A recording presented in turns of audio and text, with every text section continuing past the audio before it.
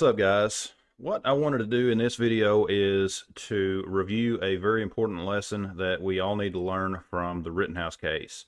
As many of you know by now, Kyle Rittenhouse was found not guilty, and of course justifiably so, as most of us believe. However, what I want to point out is the fact that even though for most of us we believe this to be a self-defense case, the reality is he still had to go through that process, and that's an important lesson for us.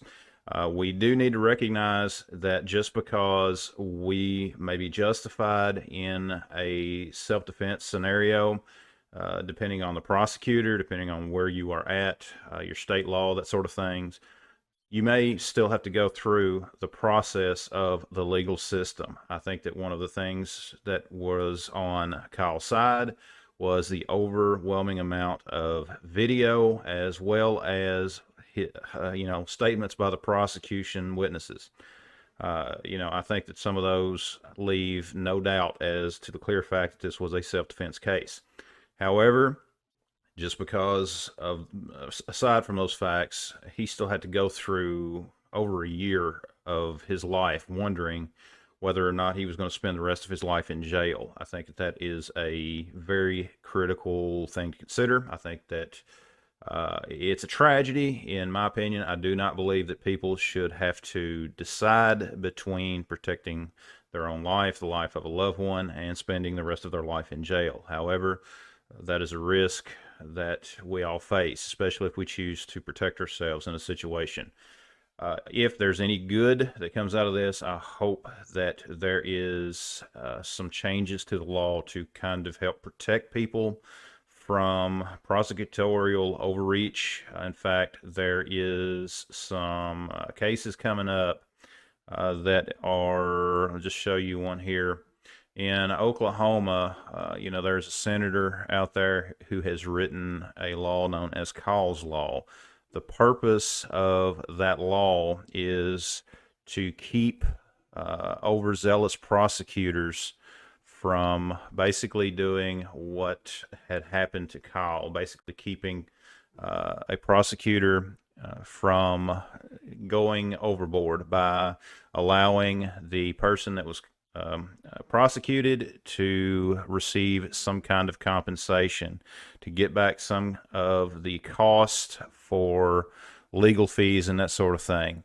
And I think that this is a good first step, but at the same time, I think that we do need to recognize the fact that we're living in a world where people that are obviously defending themselves, if they go against the mob narrative, they still must face prosecution, and they're making the process of prosecution part of the punishment. In many of these cases, they know that they cannot get a conviction. I would almost certainly say that this prosecutor knew that he was going to lose the case.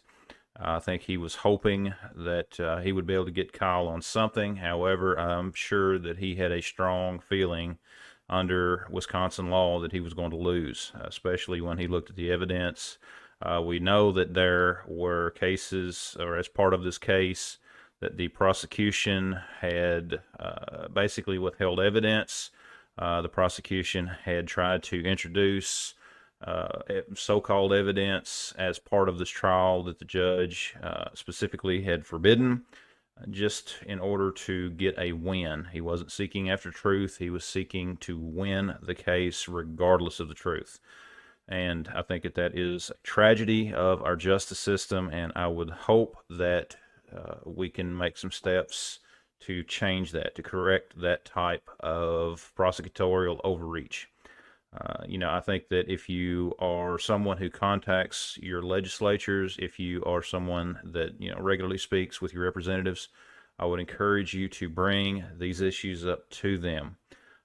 That way, put pressure on them to get the laws changed, and hopefully make things a little better for people who are simply trying to protect their own life. But guys, this is just a quick video that I wanted to do. Share your thoughts down in the comments below. Be sure to check out all of the rest of the links down in the description. Be sure to visit my website at boomsticktactical.com. Please subscribe if you're new here, and thanks for watching. We'll see you next time.